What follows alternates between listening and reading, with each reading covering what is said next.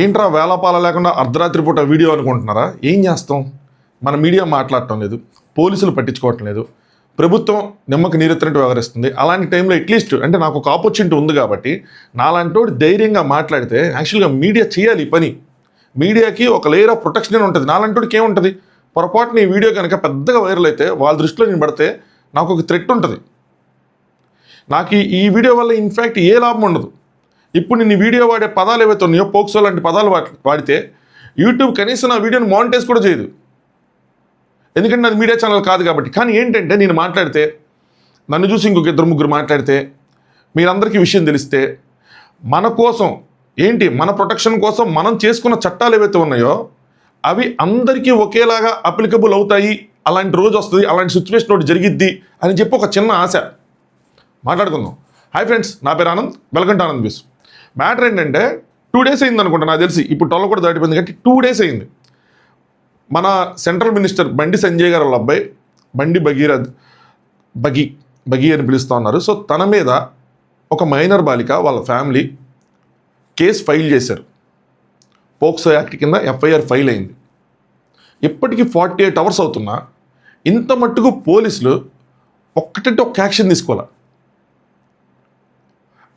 ఇదే POCSO act వేరే వాళ్ళ మీద ఎవరైనా సామాన్యులు మనలాంటి సామాన్యుల మీద కనుక పడుంటే ఈ పాటికి మనం బొక్కలో ఉండేవాళ్ళం. ఎందుకు మనం రాజకీయ నాయకులకు ఒక చట్టాలు, సామాన్యులకు ఒక చట్టాలు చేసుకున్నామా? ఏదో సినిమాలో రాసినట్టు ఈ చట్టాలని నిజంగానే రాజకీయ నాయకులు చుట్టాలా? వాళ్ళకు ఒకలాగా అప్లికబుల్ అవుతాయి, మనకు ఒకలాగా అప్లికబుల్ అవుతాయా? వాళ్ళ నాన్న సెంట్రల్ మినిస్టర్ కాబట్టి ఆ అబ్బాయిని టచ్ చేయడానికి భయపడుతున్నారా? నాకు అర్థం కాని విషయం ఏంటంటే, అంటే నేను కొంతమంది ఎఫ్ఐఆర్లో ఉన్న డీటెయిల్స్ పబ్లిష్ చేశారు. అది చదివినప్పుడు బేర్ మినిమం ప్రూఫ్స్ ఏవైతే కావాలో వాళ్ళ ప్రకారం నెక్స్ట్ లాజికల్గా ఇంకోలా ఆలోచించినా కూడా చాలా క్లియర్గా కనిపిస్తున్నాయి. అయినా కూడా పోలీసులు యాక్షన్ ఎందుకు తీసుకోలేకపోతున్నారు? మీడియా మామూలుగా అయితే ఇలాంటిది ఏదైనా జరిగితే మీడియాలో డిబేట్లు పెట్టే మీడియా కనీసం ప్రముఖ పత్రికల్లో కానీ ప్రముఖ ఛానల్లో కానీ దీని గురించి అసలు బేర్ మినిమం న్యూస్ చెప్పలేకపోతున్నారు. చెప్తున్నారు, కొన్ని చెప్పినాయి. ఎలా చెప్పినాయి తెలుసా? ఎంత దారుణం అంటే అంత దారుణం. ఒక న్యూస్ ఛానల్ ఆ న్యూస్ యాంకర్ గారు ఏం చెప్తున్నారు తెలుసా? ఈ జంజీ జనరేషను 14 ఏళ్ళ నుంచి 18 ఏళ్ళ వాళ్ళు మినిమం 30% 40% ఫిజికల్ రిలేషన్లో ఉంటున్నారు, ఇది కామన్ అని చెప్తున్నారు. ఇంకొక ఛానల్ అయితే డైరెక్ట్ హెడ్డింగ్ పెట్టేశారు, అమ్మాయి మందు దాగింది అది ఇది అని చెప్పి. అన్ని ఛానల్స్ ఆల్మోస్ట్ అమ్మాయి సైడ్ నుంచి తప్పు ఉంది అన్న విధంగా. అందరూ మర్చిపోతుంది ఏంటంటే మైనర్ బాలికల దాంట్లో ఈ పోక్సో యాక్ట్ ఏం చెప్తుందంటే, అమ్మాయి పర్మిషన్ ఉన్నా లేకపోయినా అమ్మాయిని టచ్ చేస్తే అది అబ్బాయిదే తప్పు అని మన చట్టం చెప్తుంది. మీడియాకి తెలియదా? మీడియా దగ్గర ఎఫ్ఐఆర్ కాపీలు రాలేదా? వాళ్ళకున్న పలుకుబడితో వాళ్ళు తెప్పించుకోలేరా? చదవలేదా? అందులో ఏమున్నాయి, ఆ కంప్లైంట్లు ఏమేమి రాశారని చెప్పి లాజికల్గా మీడియా ట్రయల్ చేసి చాలామందిని వీళ్ళు ఎక్కడే దోషులుగా లేదంటే నేరస్తులుగా నిరూపిస్తారే. లాజికల్గా ఆలోచిస్తే మినిమం ఏం జరిగిందన్నది అర్థం కాదా? అన్నీ తెలుసు. మరి ఎందుకు? రాజకీయ నాయకులు అంటే భయమా? ఒకళ్ళిద్దరు జర్నలిస్టులు ముందుకు వచ్చి వాళ్ళకి ఆఫర్స్ వచ్చినాయి అని చెప్పి ఈ విధంగా న్యూస్ చెప్పాలని చెప్పి ఇదని వాళ్ళు కూడా క్లెయిమ్ చేస్తున్నారు. అది ఎంతవరకు తెలియదు. నేను ఇక్కడ ఆ అబ్బాయి తప్పు చేశాడా రైట్ చేశాడా నేను చెప్పట్లా, అది నాకు తెలియదు. అది ఇన్వెస్టిగేషన్ తర్వాతే తెలిసింది. We are nobody to decide, we are nobody to judge, I agree. కానీ చట్టం ఏదైతే చెప్తుందో, ఒక్కసారి ఎఫ్ఐఆర్ ఎలా ఫైల్ అవుతుంది? మినిమం ప్రూఫ్స్ ఏం లేకుండా ఎఫ్ఐఆర్ ఫైల్ అవుతుంది. ఎఫ్ఐఆర్ ఫైల్ అయిన తర్వాత చట్టం తను చేయాల్సిన పని తను చేయాలి కదా. అతను అరెస్ట్ చేయటం, ఒక స్టేట్మెంట్ రికార్డ్ చేయటం, ఏవైతే ఉన్నాయో సామాన్యులకు ఎలాగైతే అప్లికబుల్లో అది చెయ్యాలి కదా. అది ఎందుకు చేయటం లేదు? అలా చేసేలాగా ప్రభుత్వం కూడా ఎందుకు పుష్ చేయలేదు పోలీసుల్ని? నాకు అది ఇంకా ఆశ్చర్యంగా ఉంది. మీడియా, పోలీసులు, ప్రభుత్వం, ఈ ముగ్గురు మన సామాన్యుడు డిపెండెంట్ అయ్యే ముగ్గురికి ఫెయిల్ అయితే మనం ఎక్కడికి వెళ్తాం? ఎందుకు ఇది ఇమీడియట్గా యాక్షన్ తీసుకోవాల్సిన నెసిటీ ఎందుకు ఉంది అంటే, కొన్ని సాక్ష్యాధారాలు ఉన్నాయి, వాళ్ళు పెట్టిన ఎఫ్ఐఆర్లో కొన్ని పాయింట్స్ ఉన్నాయి. నేను చెప్తాను మీకు అసలు ఏం జరిగింది ఎగ్జాక్ట్గా అని చెప్పి, దాని తర్వాత లాజికల్గా ఆలోచించినా సరే ఏం జరిగిందన్నది మీకు కూడా ఐడియా వస్తుంది. సో బండి భగీరథ్ అనే అతను ఆ విక్టిమ్ ఎవరైతే మైనర్ బాలిక ఉన్నారో, సో కామన్ ఫ్రెండ్స్ ద్వారా వాళ్ళు కలుసుకున్నారు. దాని తర్వాత ఇన్స్టాగ్రామ్, స్నాప్చాట్లో వాటిలో ఇంట్లో చాటింగ్ గట్రా చేసుకున్నారు. Last year 31st December new year పార్టీకి తను ఆ భగీరథ్ అనే అతను అమ్మాయిని ఇన్వైట్ చేశాడు. ఒక ఫామ్ హౌస్, మొయినాబాద్లో ఉన్న ఫామ్ హౌస్లో. ఇవన్నీ మనం చాలా ఇంటానే ఉంటాం, ఈ డబ్బున్న పిల్లలు, రాజకీయ నాయకుల పిల్లలు, వీళ్ళందరూ అక్కడ పార్టీలు, ఇవన్నీ క్వైట్ కామన్. అయితే ఆ రోజు ఆ అమ్మాయిని మందు తాగమని చెప్పి పుష్ చేస్తే అమ్మాయి డినై చేసింది. సో సంహవ్ దాని తర్వాత అమ్మాయి సెన్సెస్లో లేనప్పుడు ఆ అబ్బాయి వచ్చి తన మీద దాడి చేశాడంట అరౌండ్ 1:32 ఆ టైంలో. ఎన్ని ఎఫ్ఐఆర్లు ఉన్నవి. తర్వాత నెక్స్ట్ రోజు మార్నింగ్ లేచిన తర్వాత తన బిహేవియర్కి తనే షేమ్ఫుల్గా ఫీల్ అయ్యి ఆ అమ్మాయికి మెసేజ్లు చేశాడంట. ఏమని?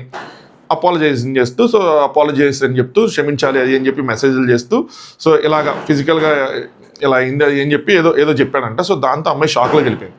ఇప్పుడు మ్యాటర్ ఏంటంటే ఆ అమ్మాయి దగ్గర ఆ మెసేజ్కి సంబంధించిన ప్రూఫ్స్ ఉన్నాయి, సరేనా? దాని తర్వాత 7th జనవరి ఇది జరిగిన తర్వాత ఒక వారం తర్వాత ఆ అమ్మాయిని బ్లాక్ చేశాడు. బ్లాక్ చేసిన తర్వాత 13th జనవరి ఆ అమ్మాయి వాళ్ళ అమ్మకి ఫోన్ చేసి ఆ అమ్మాయి ఎలా ఉంది ఏంటని చెప్పి చెక్ చేసుకున్నారు. సబ్సిక్వెంట్లీ ఎఫ్ఐఆర్లో ఇంకేముందంటే, సో వాళ్ళు రాసింది ఎఫ్ఐఆర్లో పేరెంట్స్ రాసింది ఏంటంటే, ఆ అమ్మాయికి సంబంధించిన పర్సనల్ అండ్ ప్రైవేట్ ఇన్ఫర్మేషన్ని భగీరథ అనే అతను మిగతా వాళ్ళందరికీ స్ప్రెడ్ చేస్తున్నాడు, స్టేట్మెంట్స్ పాస్ చేస్తున్నాడు. మేబీ ఆ అమ్మాయి గురించి చెప్పటమో లేదంటే అమ్మాయి పర్సనల్ ఏమైనా షేర్ చేయటం, ఇవన్నీ. 19th and 26th జనవరి ఆ అమ్మాయికి ఇవన్నీ తెలుసుకొని ఆ అమ్మాయి చనిపోవడానికి ప్రయత్నించింది. దాని తర్వాత వాళ్ళ పేరెంట్స్కి మ్యాటర్ అర్థమైంది ఏంటి అని చెప్పి. సో మధ్యలో ఏవైతే చాటింగ్స్ ఉన్నాయో వాటికి సంబంధించిన ప్రూఫ్స్ని కూడా వాళ్ళు పోలీసులకి సబ్మిట్ చేశారంట. ఎఫ్ఐఆర్ అంత ఈజీగా ఫైల్ అవ్వదు. సో దాని బేసిస్ మీద అది ఫైల్ అయి ఉంటుంది. దాని తర్వాత ఆ ఫ్యామిలీని థ్రెటన్ చేశారంట. ఏంటి? ప్రతి పోలీస్ స్టేషన్లో, స్టేట్లో ఉన్న ప్రతి పోలీస్ స్టేషన్లో మీ మీద కేసులు పెడతాము, సో మీ మీద ఫేక్ కేసులు ఆల్రెడీ ఒక ఫేక్ కేసు కూడా పెట్టారు. సో ఈ అబ్బాయి సైడ్ నుంచి, అంటే వాళ్ళు చెప్పింది అది ఫేక్ కేసా కాదని తర్వాత తెలిసింది. సో ఈ భగీరథ్ అనే అతని ఆ కుర్రాడి సైడ్ నుంచి ఏంటంటే, నన్ను ఇట్లా హనీ ట్రాప్ చేశారు వాళ్ళ పేరెంట్స్ అని చెప్పి, అమ్మాయిని యూస్ చేసుకుని హనీ ట్రాప్ చేశారని చెప్పి కేసు పెట్టాడు. ఈవెన్ 5 కోట్లు డిమాండ్ చేశాడని చెప్పి కేసు పెట్టాడు. సో ఒక 50,000 పంపించినట్టు కూడా ఆ కేసులో, ఆ ఎఫ్ఐఆర్ అన్నింటిలో మెన్షన్ చేస్తాను, కంప్లైంట్లో మెన్షన్ చేస్తారు. దాని దగ్గరికి వద్దాం మళ్ళీ మనం. నెక్స్ట్ 22nd ఏప్రిల్ 2026 వాళ్ళు అప్పటి నుంచి ఇప్పటిదాకా ఈ కేసు పెట్టే పనిలోనే ఉన్నారు. సో మధ్యలో ఒక ఇన్ఫ్లుయెన్షియల్ వ్యక్తి వచ్చి, కొంతమంది పర్సన్స్ వచ్చి, సో వాళ్ళ మధ్యలో డీల్ చేస్తామని బండి సంజయ్ గారితో మాట్లాడిస్తామని చెప్పి, సో 23వ తారీఖు బండి సంజయ్ గారితో మాట్లాడించారంట. సో సంజయ్ గారికి ఈ విషయం తెలియకుండా జరగలేదు అన్నది ఇక్కడ వీళ్ళ మాటలు బట్టి అర్థమవుతుంది. నిజమా కాదా అన్నది పోలీస్ ఇన్వెస్టిగేషన్ తర్వాత మనకు తెలిసింది.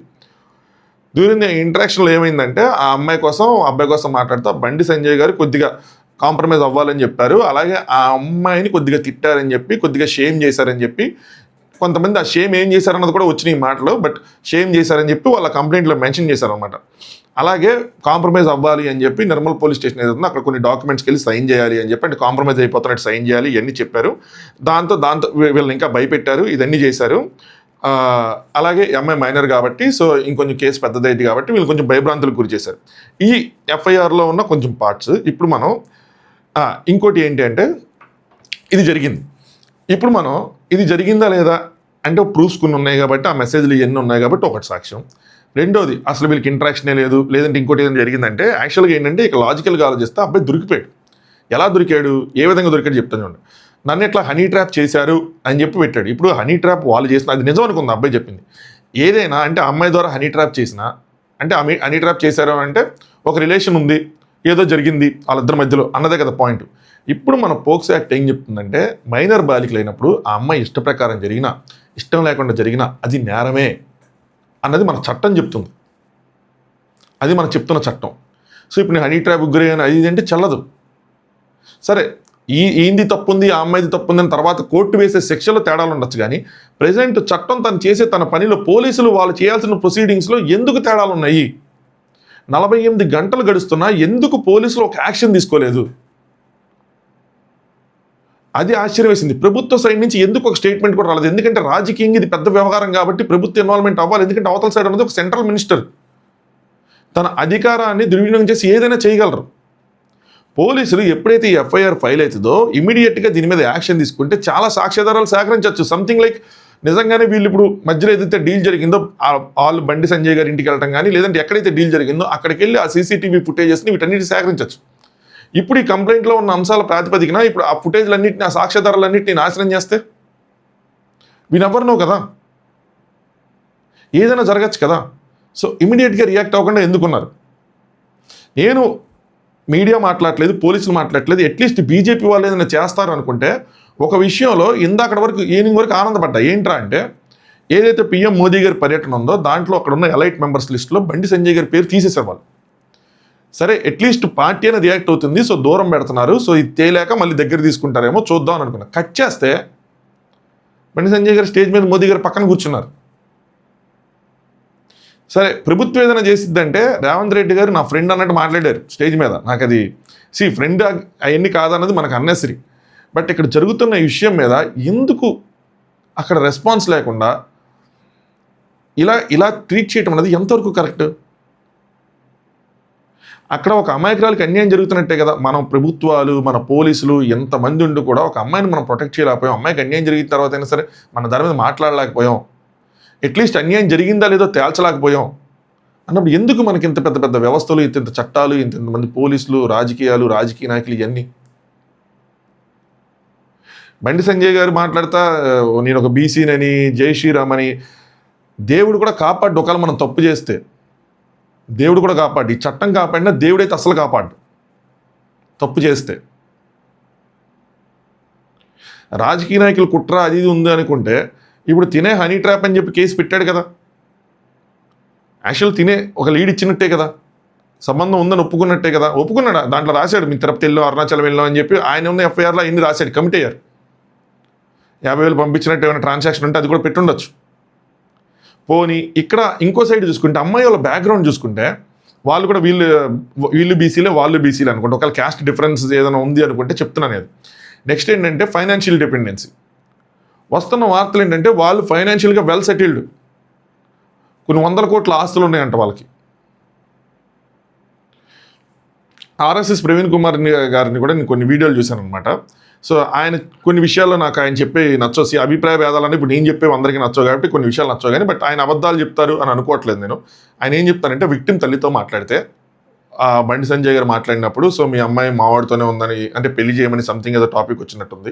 సో మావాడితోనే తిరిగిందన్న గ్యారెంటీ ఏంటి, అయ్యేది ఇదేంటి అని చెప్పి అలా షేమ్ చేశారు అది అని చెప్పి అలాంటి మాటలు కూడా వచ్చినాయి బయటికి. ఇవన్నీ నిజాలా అబద్ధాలని తెలియదు. బట్ ఈ ఇన్ఫర్మేషన్ అయితే మీడియా ప్రజలకు చేర్చాల్సిందే కదా. అందుకనే కదా మీడియా ఉంది, నిష్పక్షపాతంగా అన్ని వైపుల నుంచి ఈ అబ్బాయి సైడ్ నుంచి అమ్మాయి సైడ్ నుంచి ఏం కేసులు పెట్టారు ఏంటి అని చెప్పి తేల్చాలి. యాక్చువల్గా మన మీడియా ఎప్పుడూ ఆ రేంజ్ దాటిపోయి వీళ్ళే డిబేట్లు పెట్టేసి వీళ్ళే ట్రయల్స్ నిర్వహించేసి ఎవరు దోషి ఎవరు నిర్దోషం వీళ్ళే తేల్చేస్తున్నారు జనరల్గా.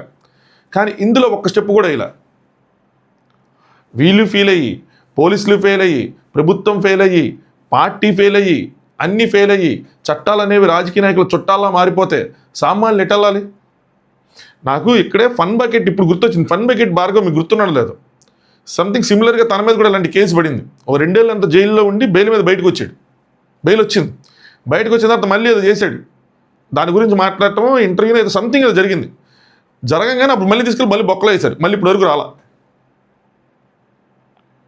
అప్పుడు తను ఎంత ఖర్చు పెట్టాడు ఆ రోజుల్లో టాకు మనకి ఛానల్ ఏం లేదు కాబట్టి మీకు ఎంతమంది తెలుసో లేదు కానీ ఒక 20 lakhs 20 lakhs అంత ఖర్చు పెట్టుకున్నాడు అది అని చెప్పి అప్పట్లో టాకు. వాడే బయటకు వచ్చి ఇచ్చేసుకున్నప్పుడు వీళ్ళకి ఇంకా ఈజీ అయిపోద్ది కదా. ఏదో ఆ టైంకి మంచి పోలీస్ ఆఫీసర్ ఎవరో లేడీ ఎవరో ఉన్నట్టున్నారు నాకు తెలిసి, నాకు ఎగ్జాక్ట్గా గుర్తులేదు. నాకు ముందే గుర్తొచ్చింటే నేను ఇన్ఫర్మేషన్ చూసుకునేవాడిని, మళ్ళీ గుర్తులేదు. మళ్ళీ ఆవిడ తీసుకెళ్ళి లోపలేసి ఇంక బయటికి రాకుండా చేసింది. అలాంటి పోలీసులు ఉండాలి. పోలీసులు అంటే అదే కదా, రాజకీయ నాయకులకి వాళ్ళ పరపతికి భయపడకుండా ప్రజలకు చేయటానికే కదా పోలీసులు ఉన్నది. పోలీసులే అసలు కేసు తీసుకోవడానికి కూడా ఇచ్చేయకపోతే ఇప్పుడు కొంతమంది ఈ పాయింట్తో కూడా వచ్చారు, నేను చూశాను. ఏంటి అంటే మోదీ గారిది ఉంది కాబట్టి, సభ ఉంది కాబట్టి దానికి ముందు ప్లాన్ చేసుకుని అంతా చేశారు బండి సంజయ్ గారు పరువు తీయటానికి అది అని చెప్పి. 3 నెలల నుంచి నడుస్తుంది, కేసు తీసుకోవట్లేదు. చివరికి మేము అక్కడ సభకి వెళ్ళి ఏదైనా చేసుకుంటామని వాళ్ళు చెప్పిన తర్వాతే తీసుకున్నారన్న ఇవి వచ్చినాయి, రూమర్స్ వచ్చినాయి. ఫైల్ అయ్యి 2 రోజులు అవుతుంది, ఇంత మట్టిగా యాక్షన్ లేదు. ఎవరైనా గట్టిగా మాట్లాడే వాళ్ళు కూడా లేరు. నాకు అదే ఆశ్చర్యంగా ఉంది. నా రేంజ్కి ఇది చాలా పెద్ద విషయం నన్ను అడిగితే. నువ్వు కొన్ని విషయాలు నేను అంటే మన మీద కూడా వేరే విషయాలు మాట్లాడినప్పుడు కేసులు ఎన్ని ఫైల్ అయినాయి కాబట్టి ఒక అడిగి వెనకేస్తాం కొన్ని విషయాలు మాట్లాడాలంటే, కానీ బాధేస్తూ ఉంటుంది. అరే ఇలా ఈ సామాన్యులకి ఇలాంటి జరగకపోతే పన్న రోజు మీరు ఉండొచ్చు, ఆ పొజిషన్లో నేను ఉండొచ్చు కదా. మనకి అన్యాయం జరిగి అవతల సైడ్ ఉన్న వాళ్ళు పెద్దోళ్ళు అయితే మనం ఎట్టిపోతాం? ఆ రోజు మన గురించి ఎవడైనా మాట్లాడితే బాగుండని మనం అనుకుంటాం కదా. కనీసం వార్త అయినా చెప్పండి రా, మాకు ఇట్లా జరిగిందని చెప్పండి, తర్వాత ఎవరు తప్పు చేశారో తర్వాత సంగతి కోర్టు తేల్చిద్ది, ముందు కనీసం చెప్పండి అని అనుకుంటాం కదా. మన గురించి మాట్లాడండి అని నాకు అది అనిపించింది. అలాంటి సిచ్యువేషన్లో మనం ఉంటే మన కోసం మనం మాట్లాడకపోతే ఎవడు మాట్లాడతాడరా అని. అందుకని ఆ ఫియరు ఏమైతే దాన్ని పక్కన పెట్టి చేస్తున్నా. తెలియదు రేపు ఉదయం ఏం జరిగిద్దు. మేబీ ఇలా ఏదైనా అయ్యుండొచ్చు, సభ ఉంది ఒక రోజు ఆపండి, సభ అయిపోయిన తర్వాత మీకు నచ్చింది చేసుకోండి, అలా ఏమైనా డీల్ జరిగితే రేపు ఉదయానికి ఏమైనా అరెస్టులు ఏమైనా చేస్తే వీ నెవర్ నో. బట్ ఎవరు చేయాల్సిన పని వాళ్ళు చేయాలి. నాకు మోస్ట్ డిసప్పాయింటింగ్గా అనిపించింది కాంగ్రెస్ గవర్నమెంట్, పోలీసుల కన్నా కూడా. ఏంటో వాళ్ళు మరి వాళ్ళు ఏం థాట్ ప్రాసెస్లో ఉన్నారో, వెనకాల బ్యాక్గ్రౌండ్లో ఏం నడుస్తుందో, ఎలాంటి మాటలు నడుస్తున్నాయి, ఎలాంటి చర్చలు నడుస్తున్నాయి, ఏం తెలియని పరిస్థితి. ఎండ్ ఆఫ్ ద డే వాళ్ళకేం నడుస్తున్నా ఇదేదో ఏ ప్రాజెక్టు ఏదో అనుకోండి, ఏదో అవినీతి జరిగింది ఏదో అనుకోండి, సరేలే అనుకోవచ్చు. ప్రజలు కదా నష్టపోతుంది. అలాగే అట్ ద సేమ్ టైం ఈ మీడియా ఛానల్స్ కొంతమంది అమ్మాయిని క్యారెక్టర్ అసాసినేషన్ చేశారు చూసారా. అమ్మాయినే కదా, ఇక్కడ అమ్మాయిని చేయొద్దు అబ్బాయిని చేయొద్దు, బట్ ఇద్దరు వైపులా చెప్పాలి కదా. చెప్పకుండా బీరు తాగిద్దంట, ఎంతమంది ఎన్ని ఈ ఫిజికల్ రిలేషన్షిప్లు, మీడియా మాట్లాడాల్సిన మాటలు అవన్నీ ఎంత దిగజారిపోతున్నాం అన్నది నాకు అర్థం కావట్లా. మీ ఒపీనియన్స్ని కామెంట్ చేయండి. Thanks for watching Anand views.